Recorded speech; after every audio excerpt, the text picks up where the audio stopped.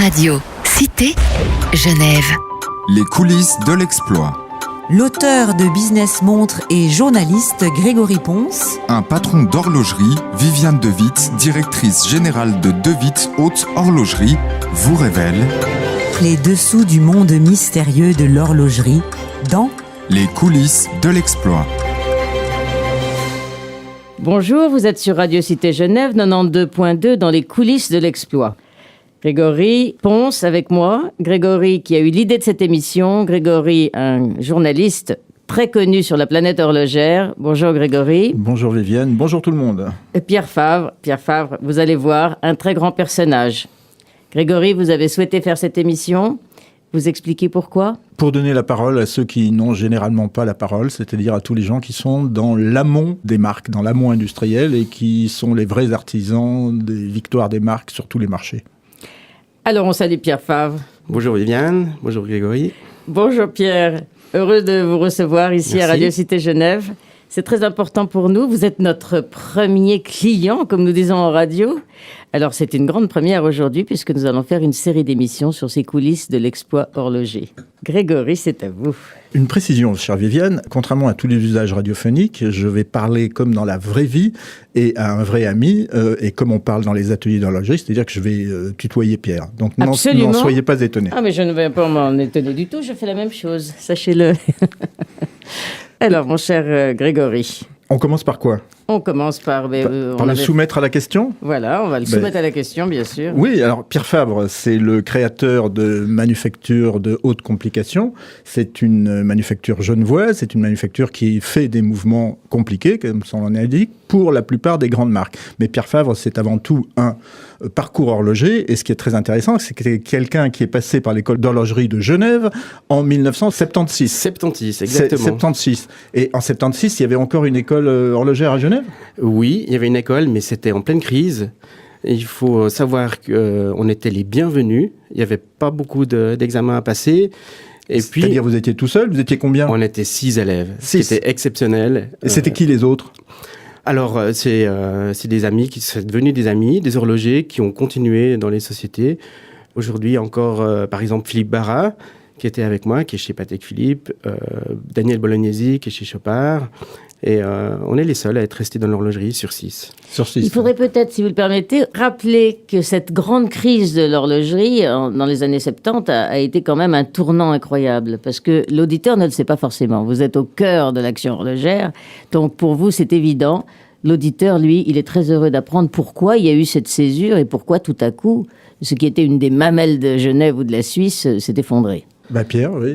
Oui, principalement, on va dire que c'était la crise du quartz. Pour aller très très courtement, il est arrivé une énorme nouveauté qui était le quartz et l'industrie suisse n'a pas pu suivre. Donc c'était terrible au niveau chômage, au niveau fermeture de sociétés, de sous-traitance. Et quand on est arrivé en 76 et que le doyen de l'école m'a vu arriver avec mes 15 ans, il s'est dit mais c'est fantastique de voir des jeunes qui vont encore faire de l'horlogerie alors que on était en pleine crise. Je voudrais dire pour l'auditeur, si vous le permettez, Pierre et Grégory, que le quartz, c'est une pile, en quelque sorte. C'est-à-dire que dans une jolie boîte, on met une pile. L'auditeur ne le sait pas forcément, ça. Et ce que vous faites, Pierre, c'est que vous mettez un mouvement. Et un mouvement, c'est quelque chose de très sophistiqué, fait de centaines de composants. Ça n'a rien à voir avec une pile.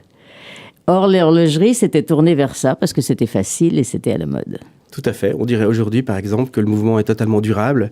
À l'époque, on n'employait pas ces termes. On pensait que le quartz allait prendre le dessus du mouvement mécanique parce que c'était pratique, parce que ça réglait beaucoup mieux, parce qu'il fallait changer une pile tous les 3 ans. Mais en réalité, on sait maintenant avec l'histoire que tout ça s'est retourné. Mais dans les années 70, c'est vrai que le choc était très violent pour l'industrie horlogère suisse. Plus personne n'y croyait et tout le monde pensait que l'horlogerie était condamnée. Et d'ailleurs, il y a plein de marques qui ont été rachetées à l'époque par des intervenants extérieurs. Et heureusement, quelques années après l'entrée de Pierre à l'école d'horlogerie, M. Hayek est arrivé, a lancé la Swatch et en a fait un outil de succès. Mais en 1976, plus personne n'y croyait. Et M. Alain-Dominique Perrin, par exemple, disait qu'il fallait... Qui était le président de Cartier, rappelons-le, parce que l'auditeur ne le sait pas forcément non plus. Merci, chère Viviane, de nous ramener aux réalités. Monsieur Perrin avait eu ces mots historiques. Nous ne sommes pas là pour réparer le passé, mais pour préparer l'avenir. Moyennant quoi, il a viré tous les horlogers et il a mis à la poubelle tous les mouvements mécaniques à l'époque. Voilà. Donc l'horlogerie était quand même responsable des malheurs qui lui arrivaient. Alors aujourd'hui, l'horlogerie, grâce à Dieu, est revenue, surtout la passion de la belle mécanique, on va dire comme ça. C'est en fait ça, l'horlogerie. Si vous êtes d'accord avec cette définition? Totalement d'accord. Totalement d'accord. Des belles mécaniques. Des belles mécaniques, absolument. Des belles mécaniques. D'ailleurs, j'aimerais bien savoir à quel âge Pierre a touché son premier tourbillon. Alors, plutôt tard, curieusement, j'ai touché des quantièmes perpétuels et des répétitions minutes très tôt, puisque j'ai pu rentrer dans un atelier de complication dès l'âge de 20 ans, 22 ans. Chez Patek Philippe? Chez Patek Philippe, exactement. Donc j'ai plutôt commencé par des quantièmes perpétuels, plusieurs, des chronographes, des répétitions minutes et dans les années 2000, juste après 2000, le premier tourbillon. Ah, c'est donc, tardif. Plutôt tard, ouais. Alors que normalement, c'est la super complication, le tourbillon. Alors oui et non.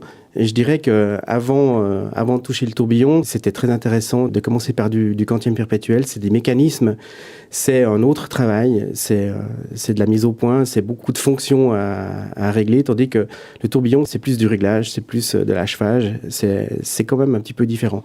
On a plein de mots qui vont pas plaire à Viviane. Si, alors nos auditeurs. mais je dirais qu'il y a quand même une grande différence dans les complications. C'en est une, mais on va la mettre un petit peu à part. Oui. C'est peut-être la moins compliquée des complications. Bon. Alors, ça nos vous convient auditeurs, comme ça, oui, parfaitement. Nos auditeurs vont apprécier le niveau de technicité de Pierre Favre et de Grégory Ponce.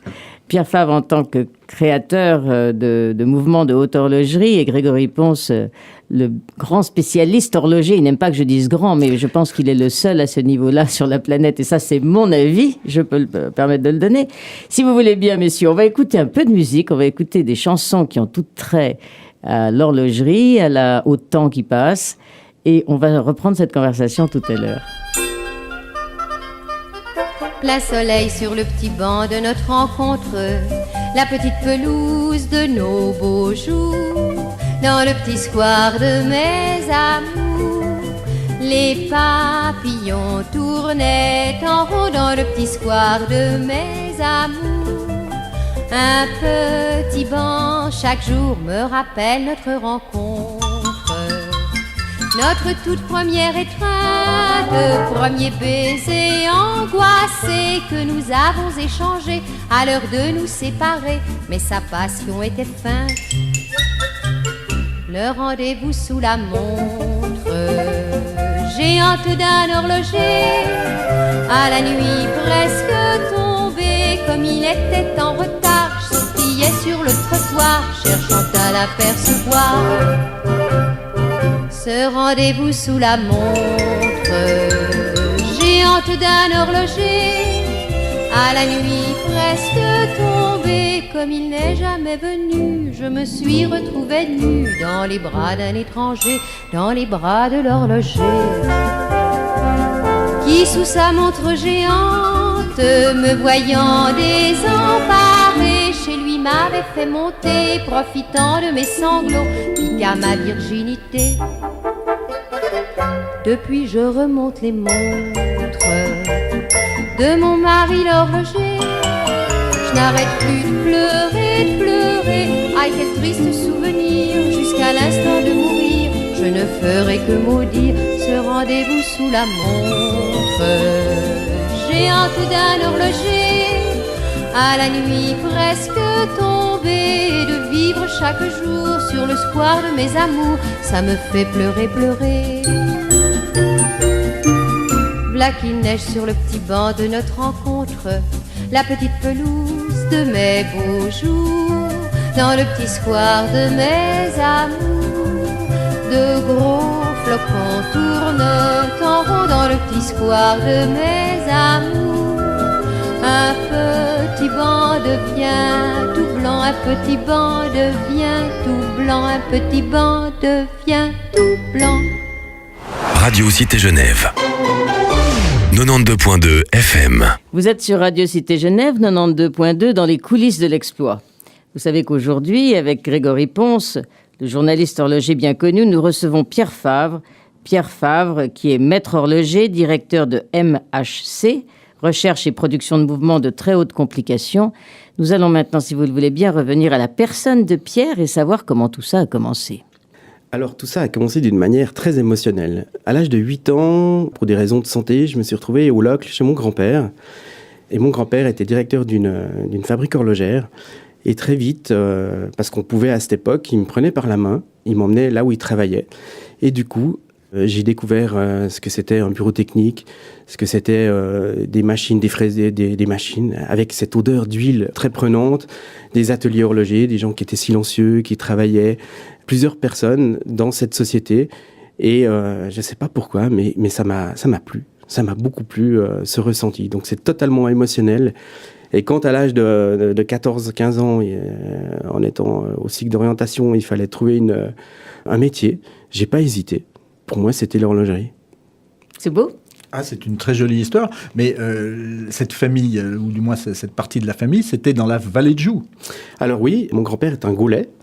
Ça s'invente pas. Un Gaulet, oui, ils s'appellent tous Gaulets dans la vallée de Joux. Voilà, alors, on va préciser pour Viviane, la vallée de Joux, c'est une jolie petite vallée à 80 km de Genève, juste à la frontière française, où il y a le fameux lac de Joux, et c'est un des principaux berceaux de l'horlogerie en Suisse. Absolument. C'est important pour nos auditeurs de le savoir. C'est intéressant. Alors, tout un côté de ma famille, Gaulet, est de la vallée de Joux et travaillait depuis des générations dans les montres, dans la fabrication de composants.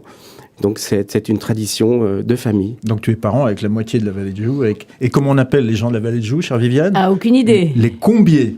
Exactement. Voilà. Pourquoi ? Exactement. Parce qu'ils sont dans une combe ? Un peu.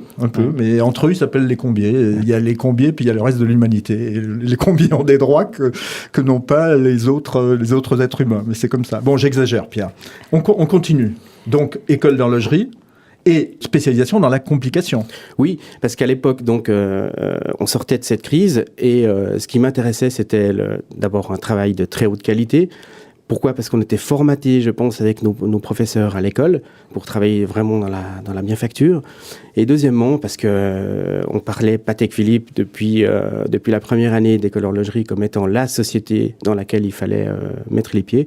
Donc, sans hésiter, en sortant de l'école, je me suis présenté chez Patek Philippe. Mais ce que je ne comprends pas, Pierre, c'est pourquoi l'école d'horlogerie de Genève et pas celle de la vallée de Joux ou celle du Locle de la Chaux-de-Fonds ? Très simplement parce qu'on habitait à Genève. Ah, d'accord. Donc, c'était l'école la plus proche. Donc, c'est pour ça. Et donc, la grande entreprise de Genève, dans la complication, c'est Patek Philippe. Oui, sauf que quand je suis rentré, je ne suis pas rentré tout de suite dans la complication. J'ai dû faire mes preuves dans des ateliers d'emboîtage. C'est là qu'on prend le mouvement, qu'on pose le cadran, les aiguilles et qu'on le met dans une boîte. Ensuite, des ateliers de montage de mouvement. Et puis, très tôt, il y a eu un projet d'un atelier de prototypie pour un énorme projet chez Patek Philippe qui était la création de montres compliquées bracelets. Parce qu'à l'époque, il n'y avait que des montres compliquées poche. D'accord. Et ces montres bracelets, Patek Philippe en fait quand même depuis les années 30. Oui, mais le projet, c'était de les faire en plus grande quantité, travailler d'une manière différente, à l'interne de la société, quasiment recréer une petite fabrique avec du R&D qui était dédié... R&D, recherche et développement. Complètement dédié au mouvement compliqué. Des ateliers de micromécanique, c'est là où on fabrique les composants dédiés aussi à cet atelier. Et des ateliers horlogers spécialisés dans la pièce compliquée. Et ça, c'était l'énorme projet qui a quasiment duré 20 ans. Mais c'est une chance inouïe pour un jeune horloger de débuter dans la grande complication et chez Patek Philippe. Absolument. Moi, je l'ai pris comme un cadeau.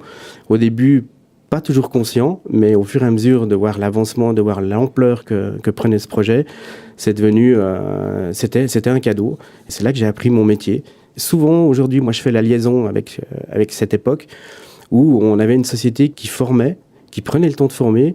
Alors après, c'est sûr qu'il y avait une forme de production, mais on pouvait apprendre continuellement, je dirais presque sans limite. Et on avait la tentation de créer sa marque à l'époque ? Non, pas du tout.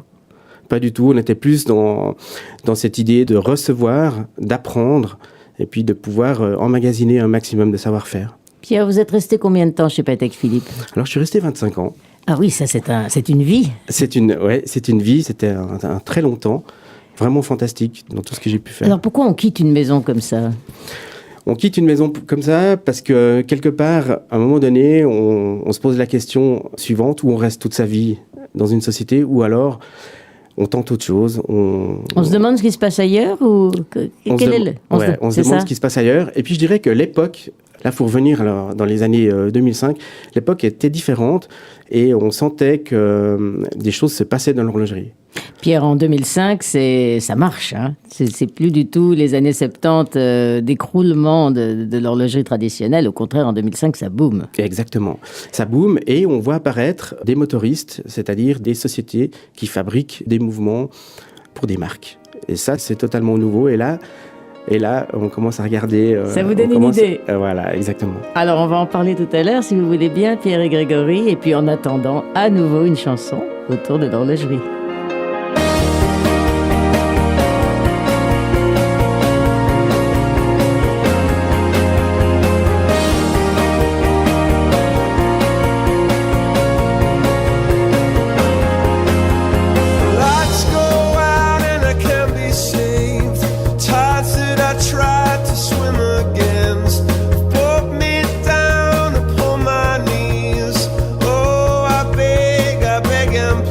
Singing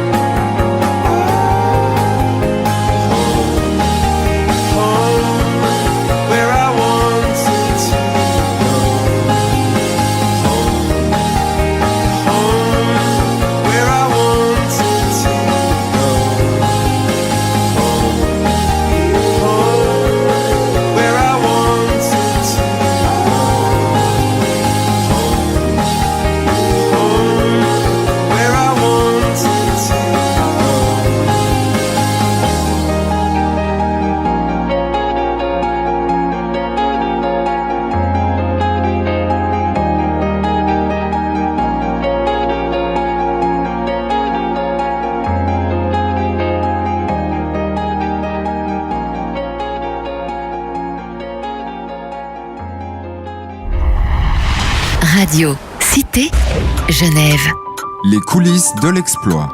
L'auteur de Business Montre et journaliste Grégory Ponce. Un patron d'horlogerie, Viviane De Witt, directrice générale de De Witt Haute Horlogerie, vous révèle Les dessous du monde mystérieux de l'horlogerie dans les coulisses de l'exploit. Avec Pierre Favre qui, comme vous le savez, dirige aujourd'hui MHC, Manufacture de haute complication horlogère, et Grégory Ponce, le grand spécialiste du monde horloger, journaliste bien sûr. Alors, Pierre et Grégory, on va parler, si vous voulez bien, on a quitté maintenant Patek Philippe, où Pierre a passé 25 ans, et on va chez... BNB Concept. Alors, qu'est-ce que c'est BNB ? Qu'est-ce que c'est BNB ? BNB, c'est une société qui s'est créée de 2004, sauf erreur, qui est une société qui propose des constructions de mouvements compliqués pour des marques qui n'ont pas cette structure à l'interne. Et BNB se crée avec 3 personnes qui sont bien armées pour aller attaquer ce marché.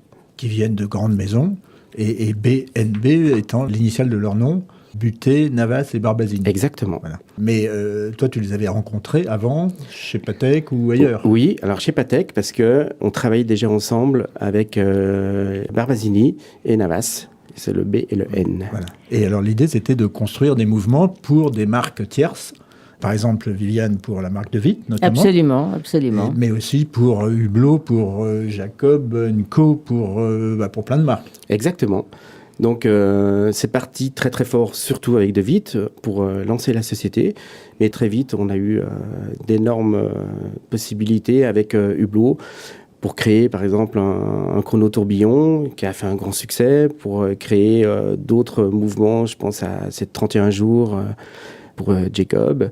31 jours de réserve de marche. Voilà. Alors, réserve de marche, il faut expliquer ce que c'est aussi, si vous voulez bien, on ne remonte messieurs. pas la montre pendant 31 jours et elle fonctionne normalement très bien. Voilà. Mais ce qu'il faut dire, c'est que BNB, cette société qui aujourd'hui a disparu, a été l'instrument du gonflement de la bulle horlogère.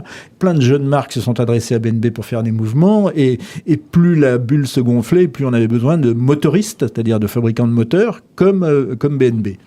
Pierre a fini par être directeur général, c'est ça que tu as été ? Oui, les derniers temps. Oui. Mais quand je suis rentré, c'était surtout pour m'occuper de l'opérationnel, de tout ce qui était outils de production. Mais tu faisais encore de l'horlogerie à l'établi ? Alors, de moins en moins. Pourquoi ? Parce qu'à un moment donné, dans cette société, tout était nouveau, tout allait vite. Les clients arrivaient, il fallait faire des produits pour l'année suivante, donc il fallait travailler d'une manière totalement différente au niveau du management aussi, beaucoup plus vertical. Dans cette société, il y avait un dynamisme extraordinaire, une jeunesse qui poussait. Tout était fait en même temps. Il fallait former, il fallait en même temps produire, il fallait en même temps créer des produits. Et tout ça a fait que ça a été quelques années extraordinaires pour la plupart des C'était horlogers. entre quelle année et quelle année, Pierre ? Ça a été entre 2004 et 2010. 2004 et 2010. Oui, parce qu'en 2010, l'aventure s'est arrêtée, faute de quoi ? De cash, on peut dire. Oui, et puis surtout, une nouvelle crise qui est arrivée fin 2008, qui a touché de plein fouet nos clients, et du coup... Moins de BNB. commandes, et toujours des grosses dépenses, donc au bout d'un moment... Voilà, exactement. Ouais. L'aventure s'arrête. Bon. C'est une histoire connue dans l'horlogerie, malheureusement, puisqu'en fait, l'histoire de l'horlogerie est faite de hauts et de bas alternés. De cycles. De cycles. Oui, de cycles. Mais peut-être plus prononcé que dans d'autres industries. Moi, je Non. crois pas. Non. C'est simplement, on nie. L'horlogerie a l'habitude de nier ce cycle, sauf qu'il y en a un tous les 7-8 ans, ça arrive. Voilà. C'est comme ça depuis plusieurs siècles.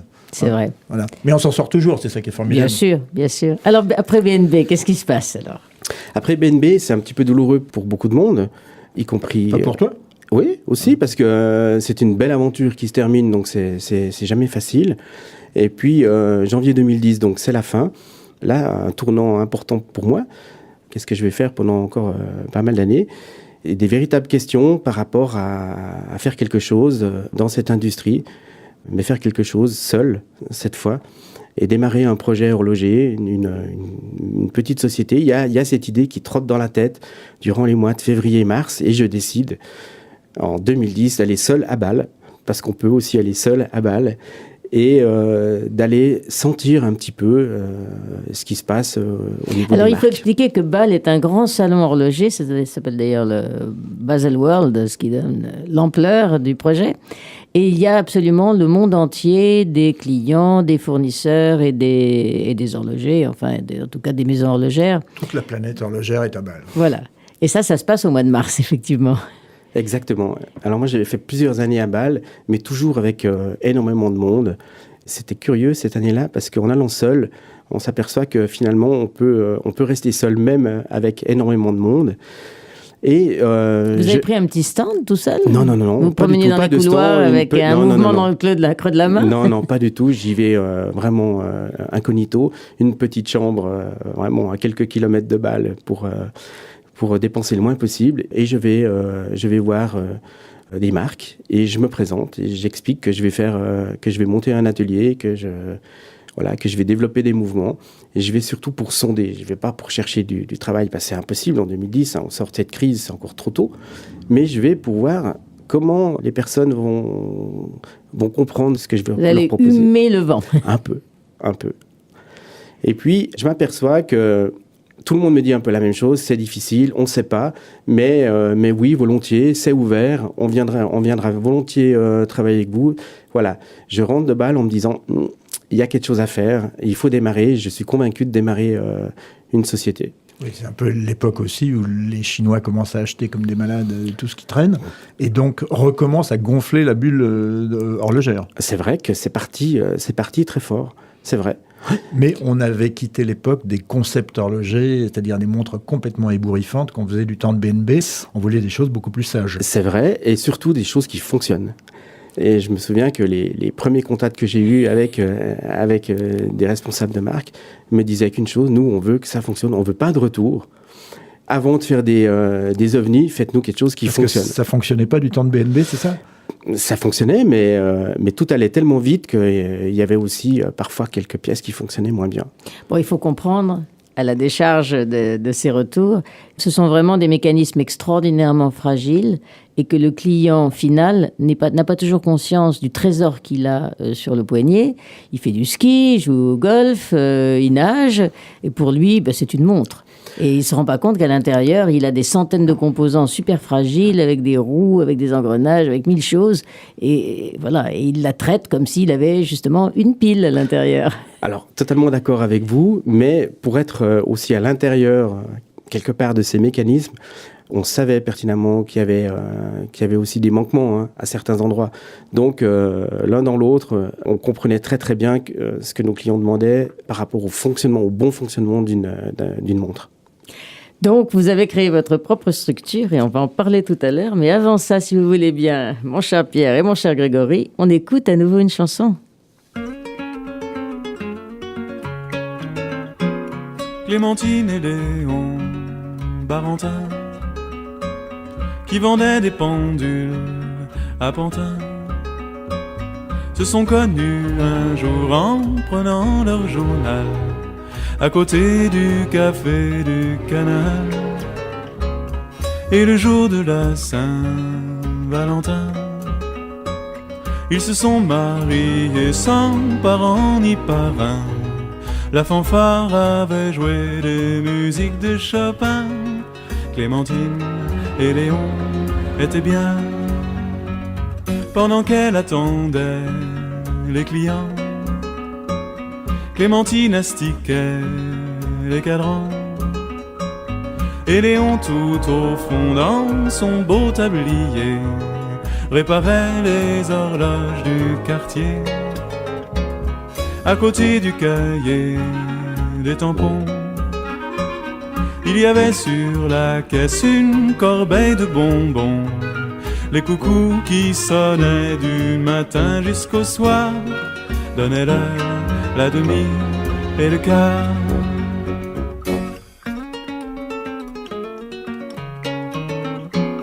Clémentine eut 2 fils de Léon.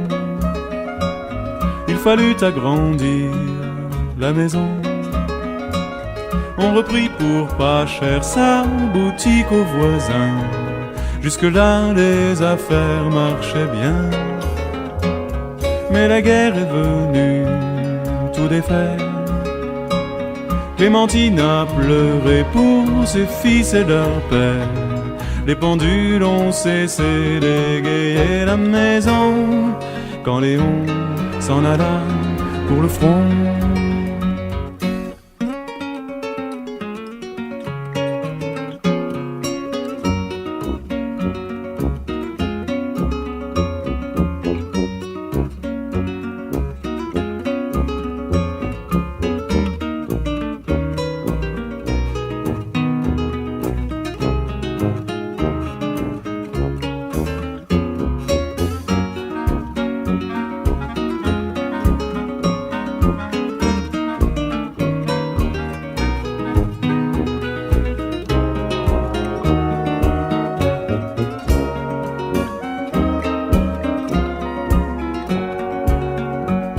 Clémentine a vendu ses bijoux, accroché son alliance à son cou. Les enfants qui donnaient du travail à foison lui faisaient oublier les saisons. Les horloges arrêtées sur une heure attendaient le retour du soldat de son cœur. Quand Léon apparut dans la porte un beau soir, elle a dû se pincer pour y croire.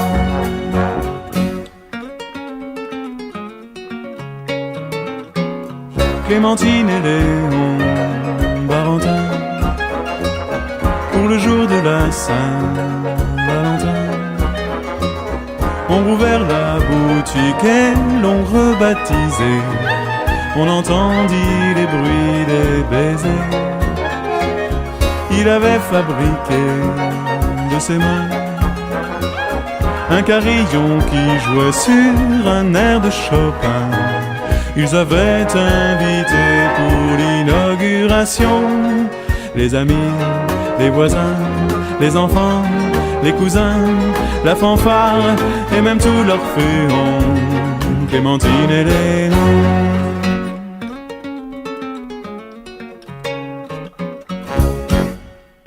Radio Cité Genève. Radio Cité Genève sur Internet. www.radiocité.ch. Radiocité.ch. Vous êtes sur Radio Cité Genève 92.2 dans les coulisses de l'exploit avec Pierre Favre. Pierre Favre, le directeur de MHC. Vous allez découvrir ce qu'est MHC. Et Grégory Ponce, le journaliste horloger. Alors Grégory, qu'est-ce que nous avons envie de poser comme question à Pierre ? Moi, je lui poserai brutalement la question. À quoi sert aujourd'hui MHC ?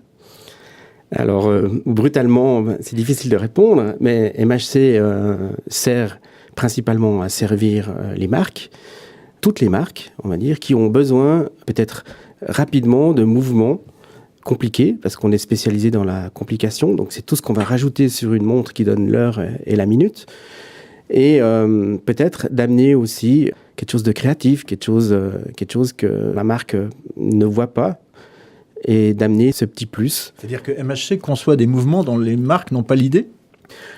C'est pas qu'ils n'ont pas idée, c'est que quand on est dans une marque, quelque part, on est dans un cadre. Et parfois, quand on rencontre ces personnes, on s'aperçoit que, en ayant des idées externes, en venant de l'extérieur, on apporte autre chose. Pierre, j'ai une question, voilà. Vous avez dit le mot « rapidement ». Alors ça m'interpelle en tant que patron d'horlogerie. Comment est-ce qu'on peut faire un mouvement rapidement ? Comment est-ce qu'on peut le concevoir et le réaliser rapidement ?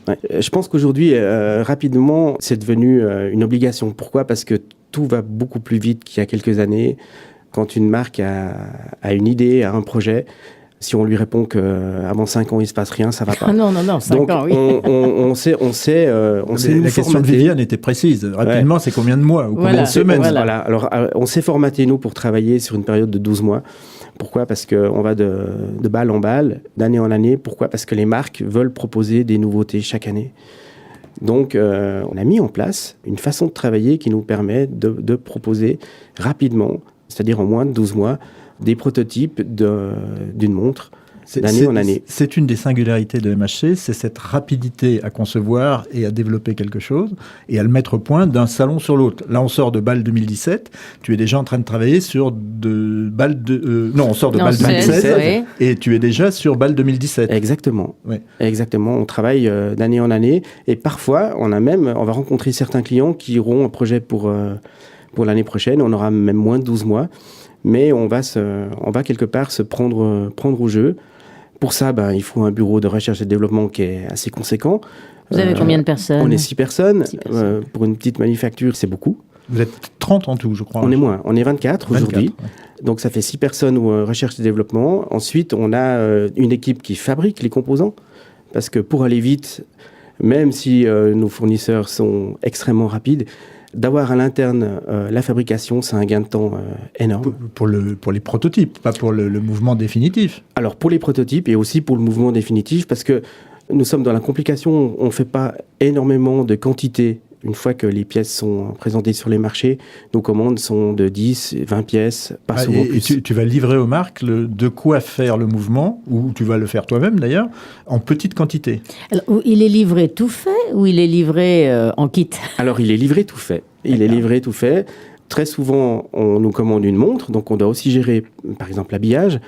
L'habillage, c'est-à-dire le boîtier, le cadran, les voilà, aiguilles. Exactement. Mais on a aussi des marques qui gèrent l'habillage et on fait le mouvement et c'est nous qui terminons la montre, on livre la montre souvent contrôlée et il n'y a plus qu'à la vendre. C'est un peu comme si MSC était l'annexe manufacture de certaines marques, c'est ça ? Tout à fait, c'est ça. Alors moi j'ai une question, comment est-ce que vous arrivez à être assez créatif, même à 6 personnes, pour avoir assez de projets, pour avoir plusieurs clients en même temps ?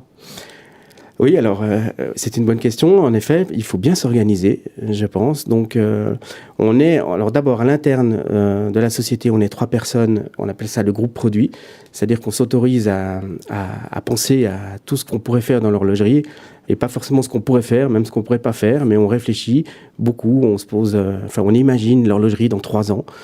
Toujours dans la mécanique. Toujours dans la mécanique, exactement. Alors on reste vraiment dans notre spécialité de mécanique compliquée. Et puis, alors on s'organise, on va voir nos clients, on leur fait des propositions, on rentre des projets. Et ensuite... Est-ce que les clients participent ? Est-ce qu'ils arrivent eux-mêmes avec des rêves ou des idées ou voilà. Ou au contraire, est-ce qu'ils attendent une solution toute trouvée ? Les deux. On a des clients qui viennent avec un cahier des charges très précis. C'est un autre travail pour nous et c'est très intéressant. À nous de rentrer dans ce cahier des charges. Et puis, d'autres clients viennent nous voir en disant, voilà, on aimerait un petit peu de ci, un petit peu de ça. On a une idée, on aimerait attaquer ce marché, on aimerait être à tel et tel prix. Et là, c'est aussi intéressant. Alors, ils vous donnent il vous donne un bracket de prix aussi. Exactement. Comme ça, on est tout de suite juste. On se trompe pas dans la cible. On n'arrive pas avec des mouvements qui sont extrêmement compliqués, extrêmement chers, si c'est pas le cas. Et toujours avec cette logique de mise rapide sur le marché, de mouvements qui fonctionnent bien et qui sont fiabilisés. Oui. Ça, c'est vraiment une demande alors de nos clients et ça met la pression. Très franchement, on n'a pas beaucoup droit à l'erreur. Mais moi, Pierre, pardon Viviane. Non, les manufactures n'arrêtent pas de nous raconter qu'elles font tout elles-mêmes. Je ne comprends pas comment vous arrivez à vivre puisqu'elles font tout elles-mêmes. C'est peut-être pas vrai. C'est moi qui vais dire que c'est une bonne question. Ouais. Non, c'est vrai qu'elles font beaucoup, mais elles peuvent pas tout faire. Et même nous, on peut pas tout faire. On a besoin de fournisseurs. On a besoin d'énormément de fournisseurs pour travailler et pour rendre nos produits. Mais on est dans un petit marché de niche. Souvent, les marques qui nous contactent veulent un mouvement extraordinaire, veulent un mouvement particulier et souvent peuvent pas le faire à l'interne. Alors, moi, j'ai une question. La journée type de Pierre Fabre, c'est quoi ? Alors, la journée type, c'est déjà un lever très tôt, puisque je suis tous les matins à 6h30 au travail. Et puis, c'est déjà un moment pour moi, aussi pour répondre aux mails. Et puis ensuite démarre toute une série de séances, souvent le matin. Par exemple, le lundi, c'est consacré que à la société. Je suis tous les lundis sur place pour tout le monde. Et puis ensuite, très souvent, dans les après-midi, c'est des rendez-vous clients ou des rendez-vous fournisseurs. Et les journées finissent aussi tard, mais ça, c'est le lot des indépendants qui est comme ça. Je voudrais préciser une chose, c'est que MHC, la manufacture de Pierre Fabre, est la dernière grande manufacture du centre de Genève, puisque la société est aux eaux vives. Je dis ça pour les Genevois, puisqu'on est sur Radio Cité Genève. Absolument, merci Grégory de le préciser. Il y a plus de manufacture en centre-ville. C'est important. C'est vrai qu'on est... Et moi, je suis attaché à la ville de Genève. C'est vrai que voilà, j'aime cette ville. École d'horlogerie aussi à Genève, donc c'est très important qu'on soit en ville. Si vous voulez bien, mes amis, on va à nouveau écouter une chanson qui tourne autour de l'horlogerie, et puis on abordera ensuite notre dernière séquence.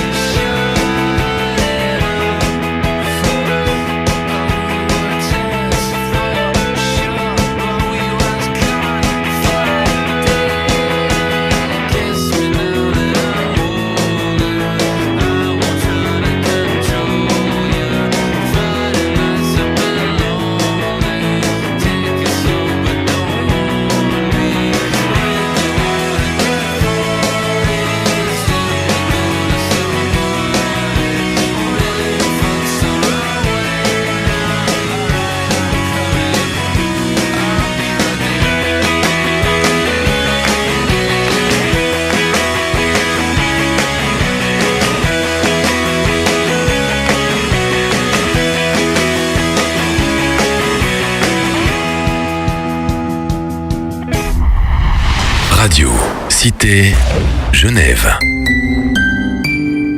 Vous êtes dans les coulisses de l'exploit, vous le savez, avec Pierre Fabre, MHC. Nous venons de voir ce qu'était MHC, cette manufacture qui fait pour d'autres des complications, des mouvements de très haute complication.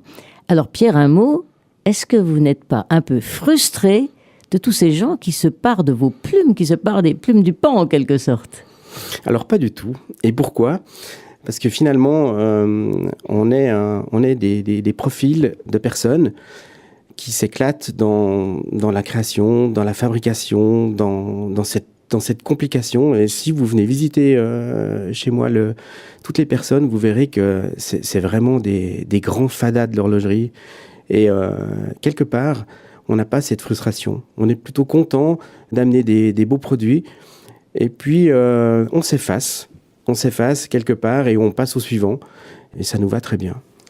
Par exemple, qu'est-ce que vous pourriez avouer que vous avez fait à Baselworld cette année ? Là, je pense spontanément à la répétition minute, donc une montre à sonnerie avec un tourbillon 2 axes pour Artia. Parce que c'est un très beau projet, une belle entente avec Yvan Arpa et deux pièces qui sont sorties à Bâle. Voilà, bon, c'était effectivement une des pièces marquantes de Bâle. Mais Viviane, je voudrais poser une question à Pierre. Ce qui me frappe, c'est qu'on était, il y a quelques années, dans la surenchère. Ça s'était un peu calmé. Mais j'ai l'impression que c'est reparti. À Bâle, on a vu apparaître des doubles tourbillons triple axe.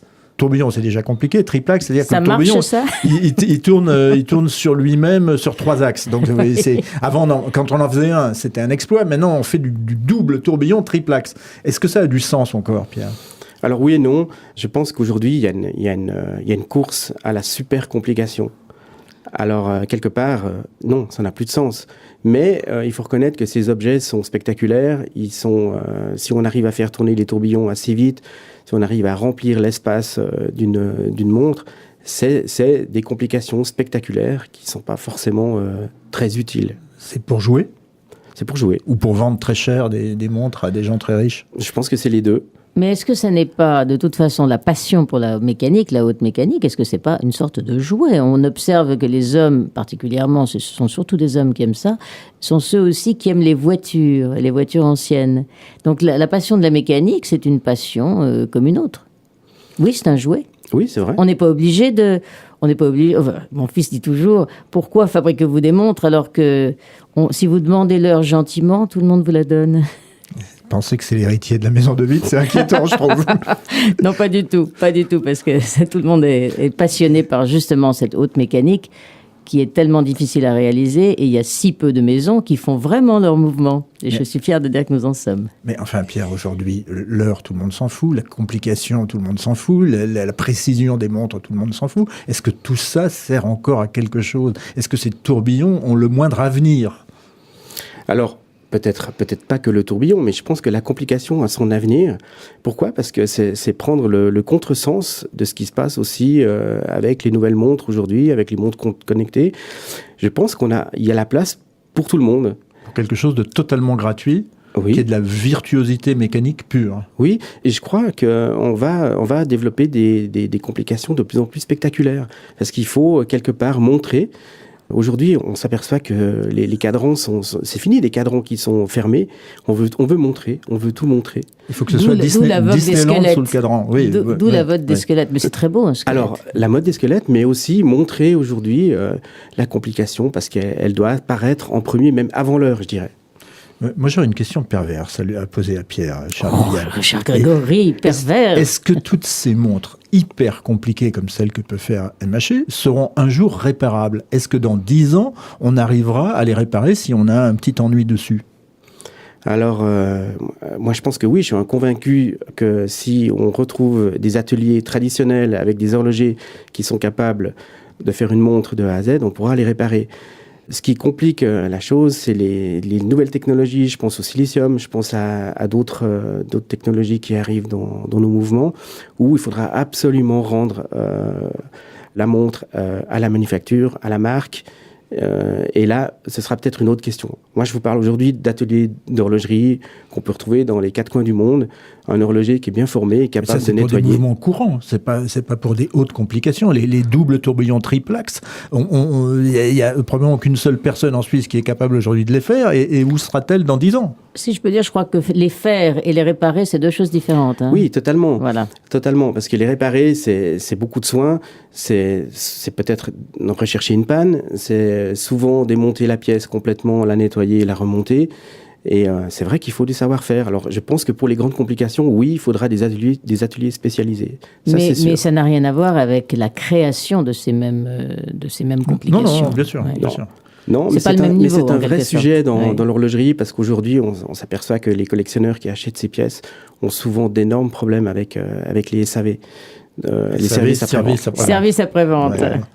Ah oui, et toute la gloire d'une maison, c'est de rendre rapidement rapidement, dans des prix qui sont raisonnables, voilà. Et des pièces qui fonctionnent. On revient à ce que je disais tout à l'heure. Principalement, on veut que ces pièces fonctionnent longtemps, vu le prix de ces mouvements achetés, de ces montres achetées. C'est peut-être un métier d'avenir, réparateur de concepts des années 2000. Mais je crois que les horlogers sont tous des réparateurs dans l'âme. Ça. Alors, je suis pas sûr. Non. Je suis pas sûr parce que, alors peut-être il y a quelques années, maintenant dans les écoles, on a de plus en plus tendance à former des horlogers qui sont spécialisés dans la production et des horlogers qui seront capables de réparer, c'est-à-dire d'aller chercher les pannes et de réparer ces montres. Ces horlogers ces jeunes horlogers qui travaillent dans la production, ça me fait penser quand même à un problème majeur. Tout le monde nous parle de manufacture, c'est-à-dire quelque chose qui est fait à la main. Or, dans les dites manufactures, il n'y a que des machines et des robots d'usinage. Et ça sent l'huile de machine, ça sent pas l'huile de coude. Ah, mon cher Grégory, quand même, on ne fait pas que des machines. C'est vrai qu'on est dans une ère particulière. Je dirais qu'aujourd'hui, on a tendance à industrialiser au maximum. Et c'est certainement là que le bât blesse. Je pense qu'aujourd'hui, on fait des très beaux mouvements industrialisés, mais on fait aussi des très beaux mouvements montés à la main d'une manière traditionnelle, avec des horlogers qui sont capables de faire du montage, mais aussi de faire du réglage, de mettre le mouvement dans la boîte. Il y en a de moins en moins. Pourquoi ? Parce qu'on a tendance à casser, à couper la méthode de montage. Et aujourd'hui, on préfère saucissonner pour être très performant. Et un mouvement MHC, c'est encore fini à la main, travaillé à la main ? Alors, c'est des mouvements qui sont des composants qui sont bien usinés, qui sont très précis. C'est des terminaisons manuelles. Alors, vous êtes invité à venir visiter. Tous les anglages. Voilà, tout ce qui est anglage, tout ce qui est terminaison. Qu'est-ce que ça veut dire anglage, chère Viviane ? C'est la décoration. C'est la décoration, c'est ce qui va rendre, j'aime bien dire, c'est ce qui va rendre le composant vivant. Finalement, quand il sort, il est brut, il est très précis, mais il est pas très... Il est pas beau. Et on le grave, on le guilloche. Exactement. On l'embellit. Ouais. Voilà. Mais ça suffit pas. Après, l'horloger doit pouvoir reprendre ses pièces et les mettre en fonction. Ça veut dire que de temps en temps, il faut reprendre le composant, le mettre dans la pince, sortir une lime, sortir des cabrons. C'est des petits outils qui permettent d'adoucir les matières. Et puis, de monter sa pièce petit à petit. Nous, on a des montres où il y a 300, 400, 500 composants. Donc, il faut prendre le temps de monter sa montre. Alors, le client final devrait savoir ce qu'il a à l'intérieur, ce qu'il a de sa montre, ce qu'il a sur son poignet. Parce que justement, je pense qu'il n'en a pas la moindre idée. On a beau leur dire, on a beau leur expliquer, c'est une jolie chanson, comme ça, au moment de l'achat. Et puis ensuite, je crois qu'ils oublient. Je crois que les clients des vrais maîtres horlogers, des vrais artisans horlogers le savent, et c'est ça qu'ils recherchent. Les clients des grandes marques manquent la plupart du temps de culture horlogère et ils s'en foutent éperdument. Eh bien, nous sommes peut-être là pour les y aider, mon cher Grégory. Alors, dites-moi, vous avez une question quand même qui vous brûle les lèvres, je le sais. Ce serait une question sur les montres connectées. Apparemment, Pierre n'a pas de montre connectée. Est-ce qu'il en portera un jour ? Je crois qu'il ne faut jamais dire jamais. Je pense que oui, pourquoi pas. Mais peut-être sur mon poignet droit. Et puis une belle complication sur le poignet gauche. 2 montres, hein, oui. Ouais. J'y crois pas beaucoup. Non, mais plus sérieusement, est-ce que on n'est pas en train de discuter du sexe des anges alors que les envahisseurs sont aux portes de la maison ? Je parle des envahisseurs californiens. Oui, alors pour être très clair, je pense qu'aujourd'hui c'est vraiment une révolution et on peut plus aller contre ni en arrière, c'est impossible. La montre connectée, c'est un énorme avenir. Est-ce que tu veux en faire, toi ? Non. Bon. Non. Nous, on n'est pas du tout dans ce créneau-là, pas du tout spécialisé là-dedans, mais par contre, cette montre a sa place dans l'industrie horlogère. Alors, je ne sais pas. Je n'ai pas d'avis vraiment tranché sur la question. Je sais une seule chose, c'est que la montre connectée vous connecte, comme son nom l'indique, ce qui veut dire que vous avez les datas que vous possédez à l'intérieur, par exemple, de votre iPhone ou de votre iPad ou de votre ordinateur, qui sont également dans votre montre connectée, qui, elle, n'est pas protégée. Est-ce que tout le monde le sait, ça ? Ou mal protégé, vous avez tout à fait raison. Très mal protégé. Demain, vous pouvez avoir votre compte en banque, le montant de vos impôts, vos documents les plus secrets qui sont mis sur la place publique simplement parce que vous avez une montre connectée. Je pense que ça, c'est un petit débat auquel on mériterait de réfléchir. On mériterait de réfléchir. C'est un grand débat. Ben, messieurs, nous venons, hélas, d'avoir l'heure fatidique qui va sonner. Alex va me jeter un œil noir derrière sa machine. Alors, je voulais vous remercier beaucoup, Pierre Favre, et beaucoup, Grégory Ponce. Merci, Viviane. Merci, Viviane. En tout cas, on remercie beaucoup Pierre Favre d'être venu nous expliquer ce qu'était MHC. Donc, je rappelle que c'était une manufacture de haute complication. Et on remercie aussi Alexandre Jean Renaud, derrière ces manettes, qui toujours nous assiste avec beaucoup de professionnalisme. Et toujours le sourire. Toujours le sourire et monte ensuite très bien nos émissions. À bientôt. Au revoir. Merci, au revoir. Au revoir, Viviane. Radio Cité Genève. Les coulisses de l'exploit. L'auteur de Business Montre et journaliste Grégory Ponce. Un patron d'horlogerie, Viviane De Witt, directrice générale de De Witt Haute Horlogerie, vous révèle les dessous du monde mystérieux de l'horlogerie dans Les coulisses de l'exploit. tous les 2e mardis du mois, 18h, sur Radio Cité Genève.